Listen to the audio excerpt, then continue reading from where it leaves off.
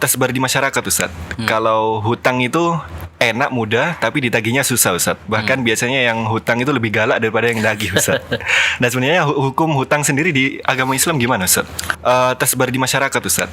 Kalau hutang itu enak, mudah, tapi ditagihnya susah, Ustaz. Bahkan biasanya yang hutang itu lebih galak daripada yang nagih, Ustaz. Nah, sebenarnya hukum hutang sendiri di agama Islam gimana, Ustaz?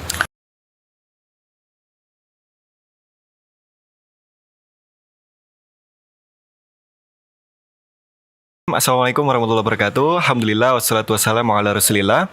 Kembali lagi kita di program podcast Suruh Mengaji, yang mana di podcast ini kita akan membicarakan berkaitan dengan topik-topik menarik seputar permasalahan agama Islam. Dan di tema episode kali ini kita akan membicarakan berkaitan dengan hutang, dengan tema yaitu hutang mudah ditagih susah, bersama guru kita yaitu Al-Ustadz Abu Ubaidah As-Sidawi. Dan ini mungkin tersebar di masyarakat, Ustadz. Kalau hutang itu enak, mudah, tapi ditagihnya susah, Ustaz. Bahkan biasanya yang hutang itu lebih galak daripada yang nagih, Ustaz.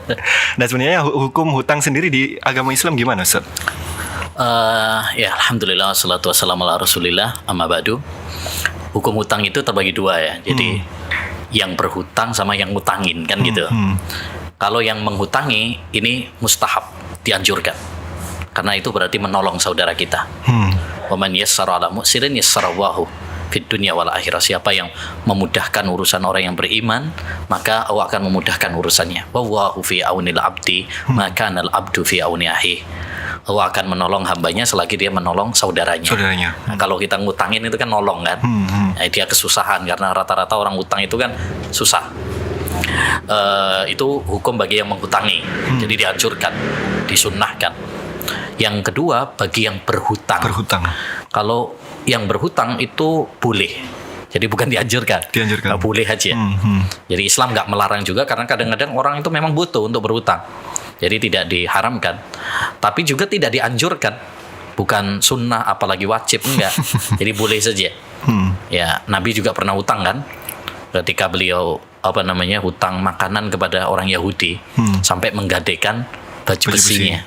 Subhanallah, Nabi Muhammad itu ya. Dia menggadekan. Dan di dalam Al-Quran Allah juga mengatakan, ya ayyuhalladzina amanu idza tadayantum bidainin ila ajalin musamman faktubu. Ya, bahkan itu ayat yang paling panjang dalam Al-Quran, yaitu ayat tentang utang piutang. Makanya masalah utang piutang itu Masya Allah dibahas secara komplit dalam Al-Quran, dalam Islam. Ya, jadi Islam mengatur segalanya. Salah kalau orang bilang Islam mengatur cuma masalah ibadah. Seperti sholat, puasa. Enggak, masalah-masalah ekonomi juga dibahas, termasuk utang piutang, masalah muamalah. Gitu. Jadi boleh, Ustaz ya, boleh, tapi tidak dianjurkan. Ya. Dan untuk syaratnya sendiri, Ustaz, ketika kita melakukan akad utang piutang, mungkin ada syarat-syarat tersendiri, Ustaz, baik dari yang hutang maupun menghutangi. Ya, kalau etika ya dalam utang piutang ya, mungkin ya sudah diatur dalam ayat yang paling panjang tadi. Misalkan harus dicatat ya, supaya nanti nggak hilang, nggak menjadi sengketa. Ya, kadang kalau nggak dicatat itu kan akhirnya lupa terus bikin sengketa. Ya, makanya kata Allah, ya ayyuhalladzina amanu idza tadayantum bidainin ila ajalin musamman faktubu, tulis. Gitu. Jadi kita dianjurkan untuk menulis. Kemudian jadi kalau bisa ditulis hitam di atas putih gitu ya, supaya nanti nggak mengingkari, nggak menjadi persengketaan. Benar, kemudian yang paling penting juga mungkin dalam masalah utang piutang itu adalah bagaimana kita menata niat kita. Orang yang berhutang niatnya apa, yang mengutangi niatnya apa. Yang berhutang niatkan memang untuk kebutuhan yang mendesak, ya, untuk kebutuhan mendesak, jangan untuk kebutuhan cuma gaya-gayaan aja gitu. Jadi betul-betul mendesak untuk makan misalkan, untuk bayar kontrakan, mungkin itu mendesak juga ya kan. Tapi kalau hanya sekedar gaya saja, ini lagi ada keluaran baru nih HP, laptop atau sepeda motor, ini lagi rame gowes, ini hanya merek-merek yang berganti, maka itu jangan. Ya, jadi bukan hobi utang itu. Jadi menata niat penting. Bagi yang berhutang, Ustaz, mungkin ada badabnya, Ustaz. Nomor satu tadi niat. Ya, niatkan kita tujuannya adalah untuk nolong. ya, untuk nolong, ikhlas lillahi jalla wa'ala, innama nut'imukum liwajhillah la nuridu minkum jaza'a wala syukura. Kami menolong kalian itu karena Allah Subhanahu wa taala, tidak mengharapkan sanjungan, tidak mengharapkan ucapan terima kasih. Yang kedua, kita jangan memanfaatkan kesempatan dalam kesempitan. Orang yang hutang itu kan mesti karena kepepet rata-rata ya.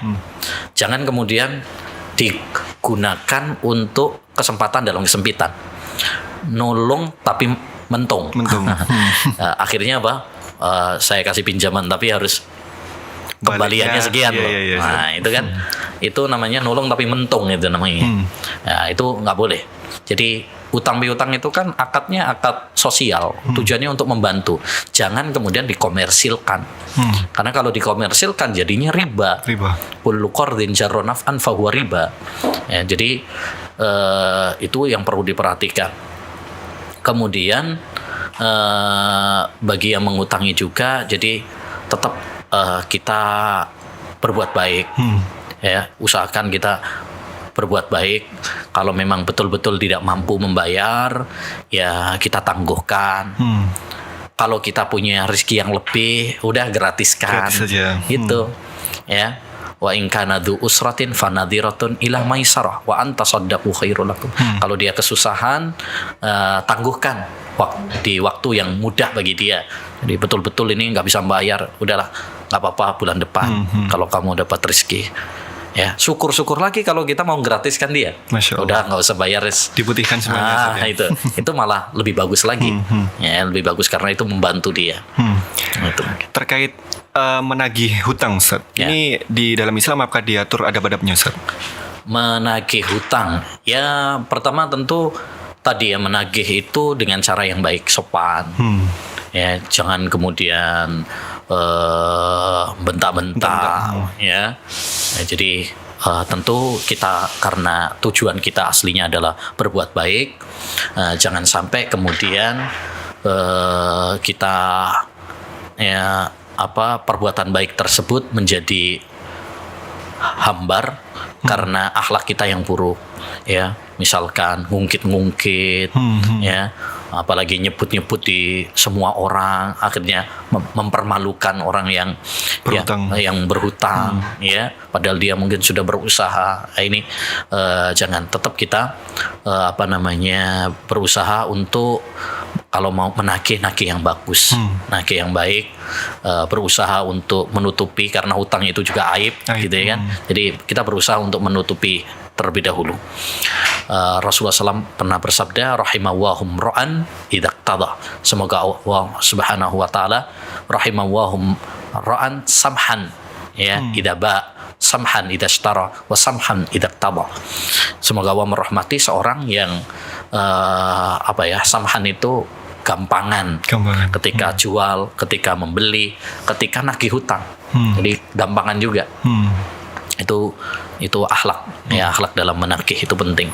Dan ketika mungkin kita sedang menagih hutang, Ustaz, ada teman-teman mungkin yang menagih hutang, kemudian yang dihutangi itu justru malah bersikap tidak baik kepada kita, Ustaz. Malah mungkin bentak-bentak, atau mungkin baru hutang kemarin saya lagi gitu-gitu, Ustaz. Nah, ini sikap kita gimana, Ustaz? Iya. Malah lebih galak biasanya daripada yang nagih, Ustaz. Makanya itulah, kalau bisa ya jangan hutang gitu. Memang itu fakta juga sih, repot juga. Jadi kembali kepada masing-masing ya. Ya, orang yang menghutangi hendaknya memperhatikan akhlak-akhlak orang yang menghutangi. Orang yang berhutang juga harus memperhatikan adab-adab berhutang. Ya, jadi masing-masing harus melaksanakan adab-adabnya, kewajiban-kewajibannya ketika dia berhutang dan ketika menghutangi. Kalau memang kita sudah nagih baik-baik, dia kemudian galak, malah mungkin marah-marah sama kita dan sebagainya, ya pertama kita introspeksi diri. Barangkali memang kitanya yang keliru gitu kan, bagi yang mengutangi ini. Kalau memang kita yang keliru, ya berarti kita perbaiki. Kalau memang dia yang keliru, ya, karena mungkin kan ada sebagian orang itu memang dia mampu tapi di molor-molor gitu ya kan, sengaja, itu nggak boleh juga. Matlul ghani dzulmun, orang yang menunda-nunda hutang padahal dia mampu, itu kezaliman. Jadi intinya masing-masing harus sadar tentang kewajibannya. Ya, harus sadar tentang kewajibannya. Yang menghutangi jaga niat, jaga akhlak ketika menagih, dan sebagainya. Yang berhutang juga demikian. Ini kita sudah dibantu, jangan sampai kemudian malah kita marahin orangnya. Nah, gitu. Dan gara-gara hutang ini banyak terjadi di luar sana, mungkin sampai memutus tali silaturahim dan seterusnya, Ustaz. Bahkan ada mungkin teman dan teman, satunya hutang, sungkan, kemudian nggak saling sapa dan seterusnya. Gimana hal ini, Ustaz? Ya itulah kenapa Nabi SAW ya dulu berlindung kepada Allah SWT dari hutang. Ya, Nabi mengatakan, Allahumma inni a'udzubika minal ma'sami wal maghrib. Ya Allah, aku berlindung kepadamu dari dosa dan dari hutang. Terus para sahabat nanya, ya Rasulullah, ma aksara ma tasta'idu minal maghrib. Kenapa kamu kok sering berlindung kepada Allah dari hutang? Ya, kenapa emang? Ya, kata Nabi SAW, inna rajula idha gharima haddasa fakadzaba wa wa'ada fa'ahlaf. Karena orang itu kalau biasanya kalau sudah hutang, kalau ngomong dusta biasanya, dan kalau dia berjanji dia ingkari. Ya, ngomongnya pekan depan atau besok, ternyata besok afan akhi, ternyata belum punya, besok lagi ya, sebulan, setahun, sampai lali ada. Ya, jadi memang akhirnya kemudian seperti itulah, bohong, kemudian ingkar janji, kemudian terputus persahabatan dan sebagainya. Ya, makanya Islam betul-betul menata ya masalah utang piutang ini, betul-betul ditata dalam agama Islam. Bahkan ayat yang terpanjang dalam Al-Quran itu masalah utang piutang, supaya persahabatan kita, persaudaraan kita jangan sampai pecah hanya gara-gara masalah utang piutang tadi. Ya, Nabi SAW mengatakan, ma tawadasnani fillah summaftaraka illa lidan bin yukhdisu ahaduma. Tidaklah dua orang itu bersahabat karena Allah SWT, ya, kemudian pecah, putus persahabatan tersebut kecuali karena dosa. Ya, seperti tadi kan, dusta kan dosa, mengingkari janji dosa. Nah, itu. Dan adakah ancaman, Ustaz? Mungkin bagi orang yang berhutang tapi niatnya tidak ingin dibayar, Ustaz? Iya, ada hadisnya dari Nabi SAW. Man akhoda amwalan nas yuridu adaha addawahu anhu. Siapa yang hutang dan niatnya akan melunasi, Allah akan bantu dia untuk melunasi. Wa man akhoda amwalan nas yuridu itlafaha, ya, atlafahu. Tapi barang siapa yang hutang tujuannya adalah untuk nggak bayar gitu, nggak ingin melunasi, maka Allah akan merusak hartanya, nggak diberkahi oleh Allah SWT. Ya, jadi itu ancamannya, dan banyak ancaman-ancamannya. Matlul ghani dzulmun, orang yang punya hutang tapi dia nggak bayar itu zalim. Bahkan dalam hadis yang lain, layul wajidi yuhillu uqubatahu wa irdahu, orang yang menunda-nunda hutang padahal dia mampu untuk membayarnya, berarti halal ya untuk dihukum, dan halal juga kehormatannya dicemarkan. Jadi boleh disampaikan ke orang-orang, wah ini hati-hati nih kalau hutang nggak bayar. Nah, itu supaya mereka hati-hati, ya, supaya nggak tertipu sama dia. Karena ada sebagian orang seperti itu, harus diingatkan. Ini sudah berkali-kali seperti itu, dia hutang nggak bayar, nah, itu perlu diperingatkan. Nggak apa-apa. Kalau memang sudah terbukti bahwa dia punya mampu bayar tapi nggak pernah bayar. Nah, itu. Dan banyak hadis-hadis yang lain, ancaman-ancaman dari Nabi SAW bagi orang yang hutang gitu ya. Ada hadis juga, Nabi SAW mengatakan, man mata wa alaihi dinarun wa dirhamun qudhiya min hasanatihi laisa samma dinarun wala dirham. Siapa yang mati padahal dia punya hutang dirham atau dirham, maka nanti akan kebaikan-kebaikan dia itu nanti di akhirat, di hari kiamat nanti akan dihapus untuk nutupi dosanya tadi itu. Ya, padahal pada hari itu tidak ada dirham dan dirham lagi. Karena diambilkan dari kebaikan-kebaikan dia. Itu kan rugi kita bawa, padahal besok itu kita butuh untuk pahala gitu ya. Ternyata pahalanya untuk ngelunasi, nutupi hutang. Ya. Bahkan dulu di zaman Nabi ada orang yang punya hutang, Nabi nggak mau nyolatin. Sampai ada seorang sahabat namanya Abu Qatadah yang nanggung mau membayar hutangnya, baru Nabi mau nyolatin. Nah itu kan ancaman itu bagi orang-orang ya. Makanya kalau kita bisa untuk tidak berhutang, ya jangan berhutang. Ya mending kita qanaah, mensyukuri apa yang ada, kecuali kalau memang itu adalah untuk kebutuhan-kebutuhan yang mendesak. Gitu. Dan enak plong juga kalau orang nggak punya utang, itu kan plong gitu ya, nggak ada kepikiran. Tapi kalau punya utang itu beban gitu. Mau ketemu orang yang ngutangin malu gitu ya. Yang ngutangin satu kajian gak jadi kajian, biasanya gitu. Malu saya ketemu itu, sungkan. Jadi kalau ketemu sama yang ngutangin kayaknya ayo dong bayar gitu. Nah. Dan terkait itu tadi Ustaz, memutihkan hutang. Ini apakah memang ada keutamaannya Ustaz bagi yang menghutangi Ustaz? Iya, ada keutamaannya. Dari Nabi Sallallahu Alaihi Wasallam ada sebuah hadis. Ini penting sekali untuk sebagai motivasi bagi kita, terutama yang punya kelebihan harta. Nabi SAW mengatakan, man andara mu'siran awadha'alahu ya adallahu wahu yaumal qiyamah fi dhillihi tahta arsyih yauma la dhilla illa dhilluh. Siapa yang menunda pembayaran, maksudnya setelah nanti bulan depan nggak apa-apa bayarnya, ya, atau menggratiskan, memutihkan, udah gak usah bayar tak gratis ya, anggap aja sedekah buat sampean.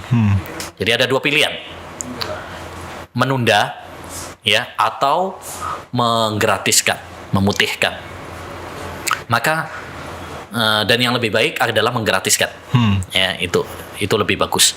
Kata Nabi SAW, maka Allah SWT besok akan memberi naungan kepadanya di bawah arsy-Nya di suatu hari yang tidak ada naungan kecuali naungan Allah SWT. Artinya besok itu kan di padang mahsyar panas, semuanya orang berkeringat, ya, butuh naungan. Kita aja kalau panas pengen berteduh ya kan.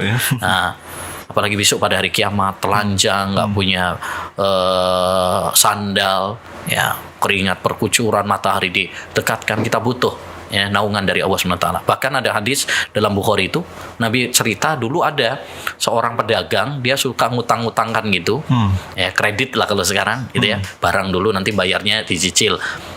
Terus ketika penagihan, yang nagih anak-anaknya, dia pesen sama anak-anaknya, nanti kalau ada yang kesulitan untuk bayar, udah ya tangguhkan atau gratiskan.